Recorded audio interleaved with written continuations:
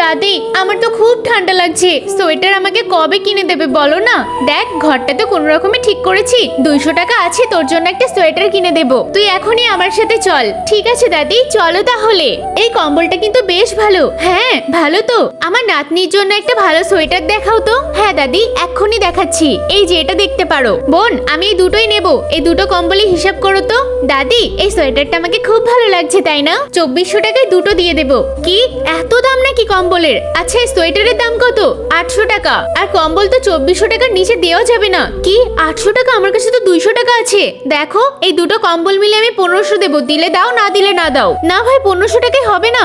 এই তুই যেখানে দোকান রেখেছিস না, এটা আমার দাদার জমি, আমি 1500 টাকাতেই নিয়ে যাব। টাকা ধর আর কম্বল নিয়ে চলে যাচ্ছি। আমাদের মুখের উপর বড় বড় কথা বলছে। আরে ওদের জমি ছিল, আমি তো জানতামই না। যাই হোক বেঁচে গেছি আমি। আমার কাছে মাত্র 200 টাকা আছে। কি 800 টাকা সোয়েটার আমি 200 টাকায় দেবো নাকি? এই তাড়াতাড়ি খুলতে বলো। আমাদের সাথে এমনটা করো না, আমরা খুব গরিব মানুষ। এই 200 টাকা দিয়ে তো আমি নিজেই কিনতে পারিনি। এই খোলো বলছি। সোয়েটার পরে বসে আছে। এই দাও দাও সোয়েটার, তাড়াতাড়ি যাও আর যাও এখান থেকে। 200 টাকা সোয়েটার নিতে এসেছে, এত গরিব ভিখারিকে আমি দেবো না। এত নোংরা জ্যাকেটটা এখানে কে রেখেছে? এটাকে বাইরে ছুঁড়ে ফেলে দিই। এটা কি পরা যায় নাকি?